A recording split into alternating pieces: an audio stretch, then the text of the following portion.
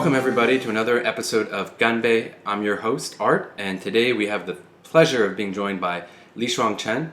Lishuang is founder and CEO of A&J Consulting International. Welcome, Lishuang. Hello everybody, and thank you for your invitation. My honor to be here. We're going to talk about Chinese businesses going outbound, in particular to India, which is what Lishuang's business focuses on.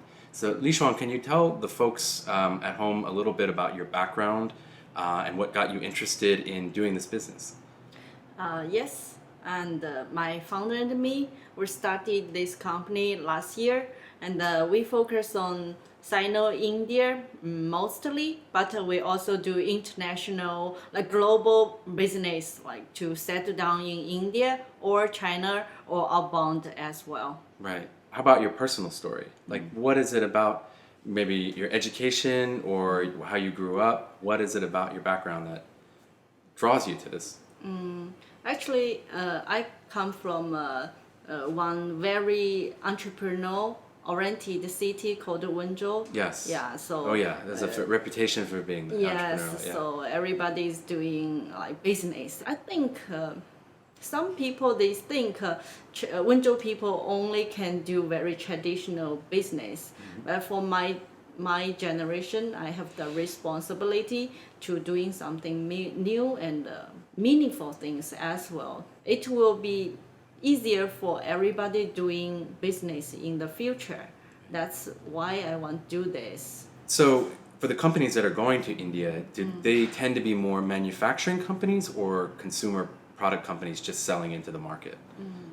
Actually, for the clients we had last year, we have all of them like covered by all the industries, manufacturing and also consumers, and also like internet companies, and also P2P as well.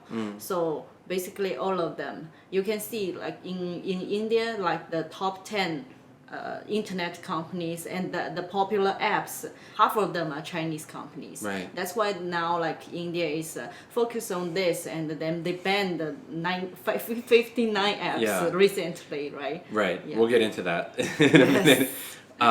So then if we're looking at companies that are going to India, are there any capacity problems or infrastructure problems? So whether it's in China, whether it's manufacturing experience, or whether it's for other industries, it's logistics, supply chain, everything is so digital here, everything is very, very efficient.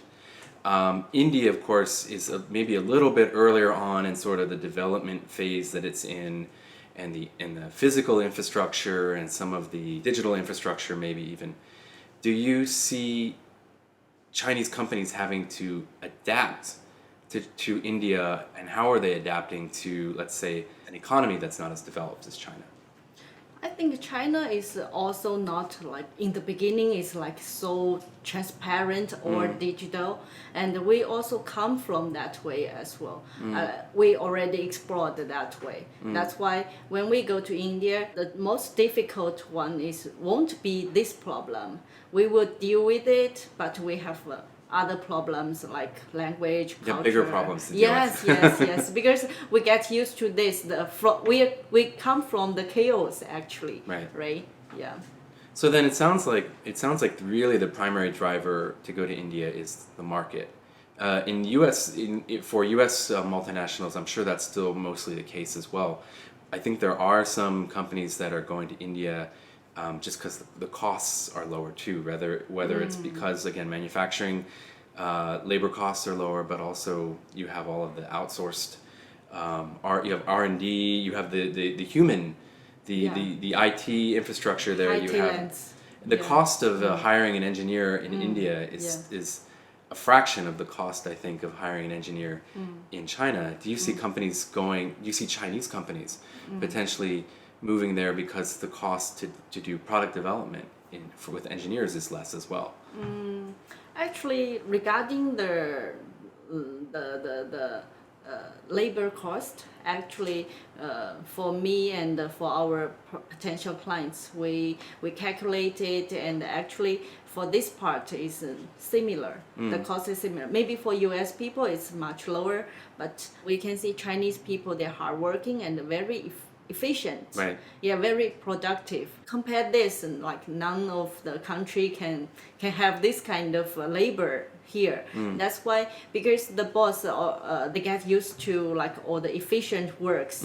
That's why they prefer, like, I can pay you more, but Right. you can deliver more, right? We give the our client the suggestion is not go India for just for the labor cost, because then you will be just like disappointed. Right. Yeah. Yeah, I think that's definitely been documented too, that the productivity Yeah. in China is definitely at a higher order than almost any other place in the world, Yes. India or Southeast Asia. That's definitely, it's a reason why some companies are actually resisting the urge to leave China, like you said, even if the labor costs are lower somewhere else. Yes. The other reason why companies may not be so quick to leave China is the ecosystem here. I think if you're a company, whether it's manufacturing or IT or whatever kind of industry, you have all of your supply chain that goes with you Yes. here, right? Yes. So if I'm a company, a Chinese company that wants to move to India because of cost savings or the market,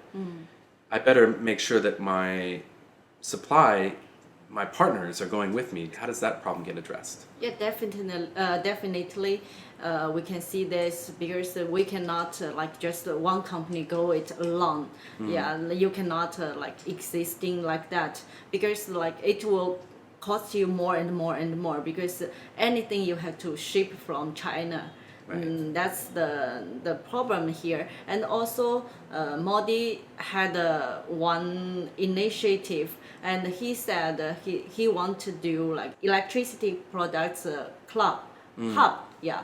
So then they will like settle down all the electricity products, and they want to make it all in India. So I think when the world start moving, Shenzhen, some like the accessories, like phone accessories or the electricity, they will have a lot of company will just go there. And India, one city called Gurgaon, near Delhi, it called Indian Shenzhen there. Yeah, they want to make it very big, because as we know, India is already is a car accessories hub in the world, and now they want to do the electricity, like all the electronic products. Yeah. Yes. Yeah. And Shenzhen may be willing to finally give up some of that business because they're doing more design work now in Shenzhen for potentially, or I think not only Shenzhen, China now basically all the industry is updating now. Yeah. We want to always do the basic ones, and we will do more like high technology ones, like core technology ones. So of course Chinese companies will be used to working with Chinese companies and that maybe is another reason why they'd also want some of their partners to move with them to India. But of course they're in India and they're going to have to work with a lot of local partners.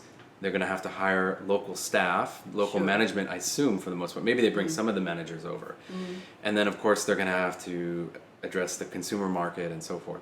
So what are some of the sort of cultural integration challenges you have between, let's say, Chinese company with its own Chinese owners and then setting up a subsidiary in India and hiring local management and dealing with business partners and so forth?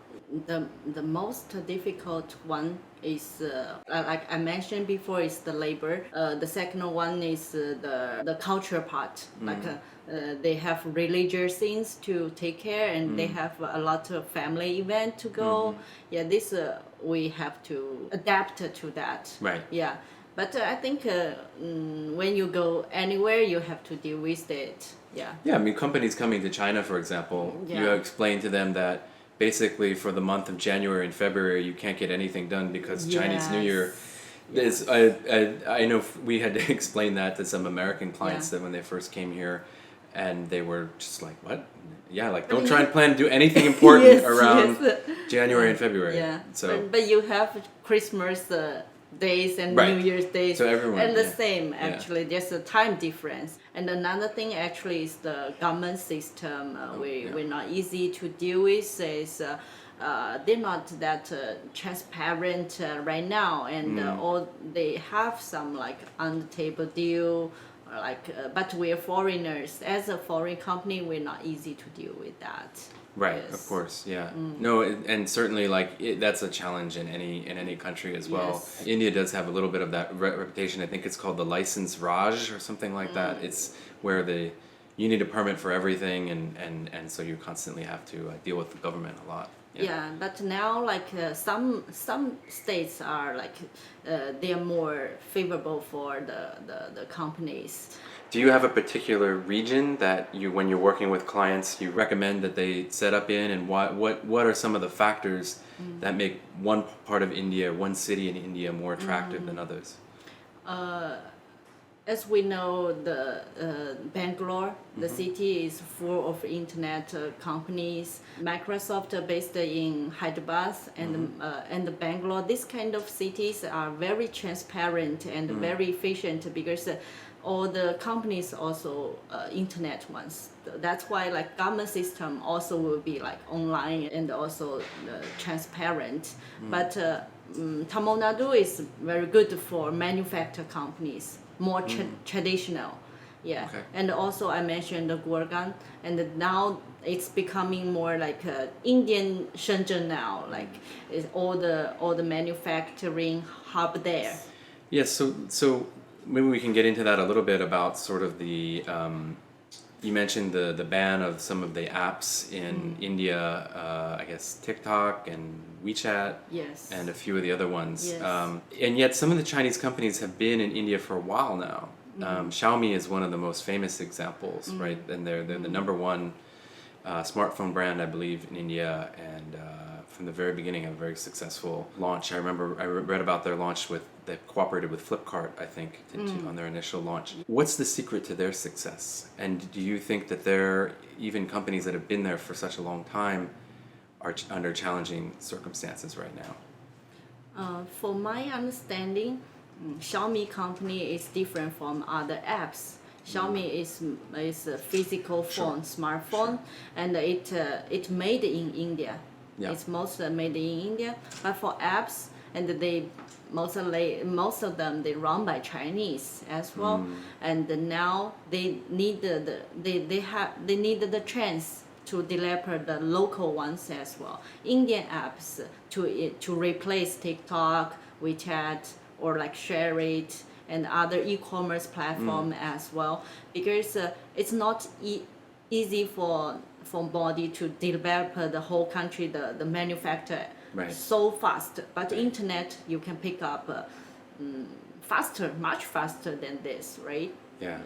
That's a really interesting point if we think about it, because I've read Xiaomi in India, like you said, people actually view Xiaomi as an Indian company. Yes. Of course, by the name, you might catch pretty quickly that it's not Indian, it's Chinese, but the feeling about the brand and the company is that it's so integrated into the local economy and society, I guess, that it feels like an Indian company. Yes. What got them to that level where people in India view them actually as an Indian company? From my understanding, is Xiaomi is run by the Indian CEO. So in the beginning, actually, it's not Chinese team running Xiaomi in India. Right. That's how they make it so localization. Yeah. Yeah, and they will know like what kind of product can be survive in India. So like in short time, 6 years, they can make it like booming so fast. I think this is depends on the team, because it's not run by Chinese. That's the secret of success, maybe. But can most Chinese companies do that? Can most Chinese companies localize their management team that quickly?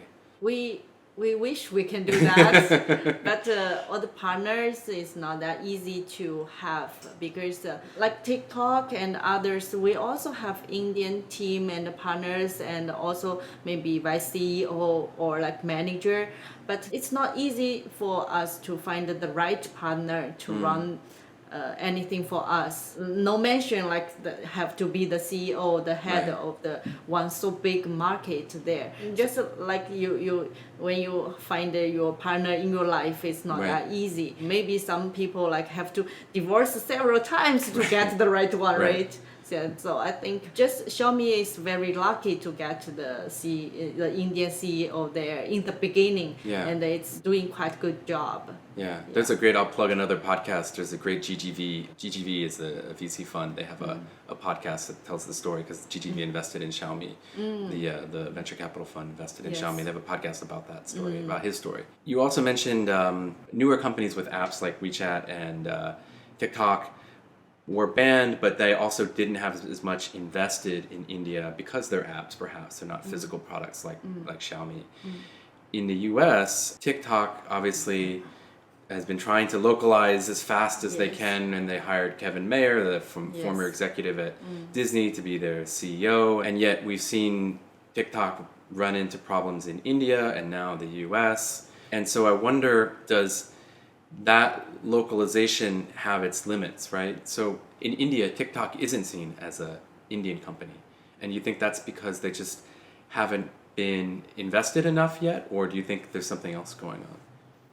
I think it's mostly because TikTok is different from other maybe consumer products or others, because TikTok is for like, or everybody can share any content on that, so it's more sensitive things, so it will be not that easy for a foreign company to deal with so much things Right. in a foreign country, because maybe you will touch somebody's interest, you never know. Right. Yeah, the most problem is not about the team is not strong enough, or the PR team is not strong enough, or technology, because technology will be the easiest part in this product. Right. Yes. So, from my perspective, as someone who's watched China-U.S. relations a long time now, it feels like the tension in the relationship and also some of the difficulties that Chinese companies have had